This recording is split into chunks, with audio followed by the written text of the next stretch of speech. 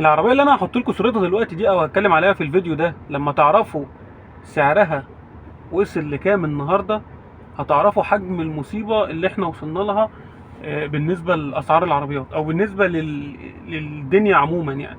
لما تكون عربية السوزوكي اسبريسو اللي هي صورتها معانا على الشاشة دلوقتي دي، اول ما نزلت ده مش من 20 سنة، اول ما نزلت ده كان من 3 سنين او ما كملتش 3 سنين كمان. اول ما نزلت كانت زيرو ب 145 الف جنيه. 145 الف جنيه تروح تاخدها من المعرض كاش زيرو، يعني مش مستعملة ولا مقطوعة نصين ولا زيرو، ب 145 الف جنيه. عربية جديدة، هاتشباك، فيها ازاز كهرباء، فيها سنتر، فيها باور.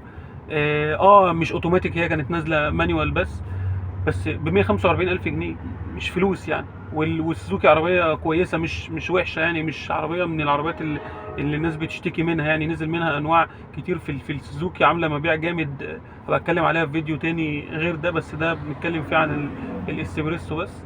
فالاسبريسو دي لما تبقى دلوقتي وصل تمنها 525 الف جنيه عشان هم عملوا فيها تعديل بسيط وخلوها اوتوماتيك.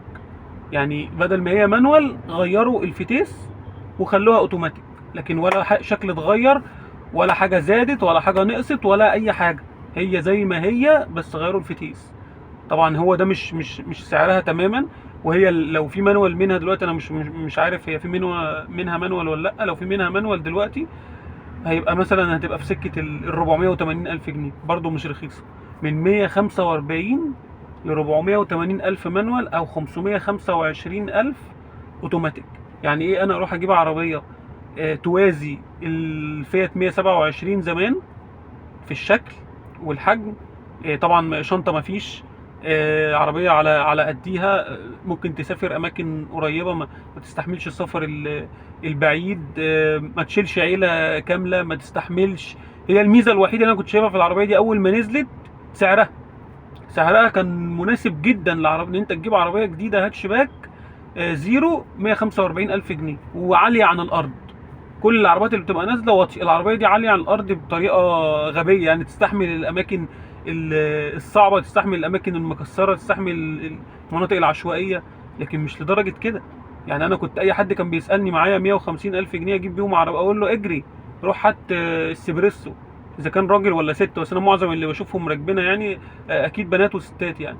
بس 145 الف كان مناسب جدا ان انت تجيبها. لو حتى وصلت 150 160 انت راكب، كفايه انت راكب عربيه زيرو، انت اول حد يركبها. فالعربيه هتقعد معاك كذا سنه، مش هتعمل اي مشاكل غير اللي هي الصيانه العاديه بتاعتها. لكن لما توصل سوزوكي اسبريسو عربيه استخدامها من البيت للشغل ومن الشغل للبيت، ولازم يكون شغلك قريب، مش بتاعه هلك، ومش بتاعه شغل، ومش بتاعه ان هي تشتغل اوبر، ومش بتاعه ان هي تشتغل في شركات، ومش بتاعه ان هي تشيل عيله كامله مثلا فيها 4 5 اطفال مثلا، مش اطفال كبار كمان، وراجل ومراته وشنط وبتاع والكلام ده. هي مش بتاعه كده خالص. فتبقى ب 525 الف جنيه. اما العربيات العاديه بقى اللي هي الالنترا والسيراتو واللانسر والعربيات دي كلها تبقى بكام؟ كده بقى ما نستغربش لما نلاقي النيسان صاني ب 750 الف جنيه. النيسان صاني اللي ما حدش بيحبها ولا بيجيبها ولا بيركبها ب 750 الف جنيه، لما الاسبريسو ب 525 الف زيرو. طبيعي بقى لما انت اي رقم تسمعه في اي عربيه مستعمله ما تلومش على صاحبه. لما تلاقي واحد عارض لانوس موديل 99 اللي هي يعني فات عليها الظهر، اللي هي عدى عليها 24 سنه، 24 سنه اللي هو عمر تاني، تلاقيه بيكلمك في 180 الف جنيه بموديل 99. ده العربيات الاحلال اللي بيكهنوا من تحت ال 2003، اللي هي عدى عليها 20 سنه، دي عدى عليها 24 سنه وانت بتتكلم في 170 الف جنيه 180 الف جنيه. انا معاه يعني. انا المفروض ابقى ضده؟ لا، انا معاه بقى.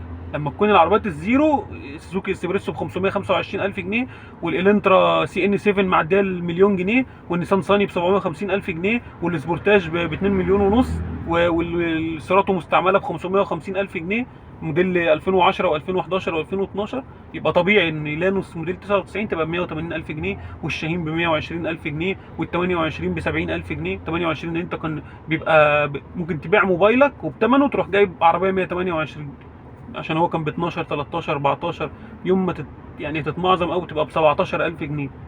دلوقتي 28 ب 70,000 جنيه، موديلات معينه طبعا، يعني اكيد ام 70,000 جنيه دي اللي هي موديل 2005 2006 2007، اكيد مش موديل 80 ولا موديل حاجه و70، عشان ما حدش بس يقول ايه فين ده ال 28 ب 70,000 جنيه، حد يدفع الرقم ده؟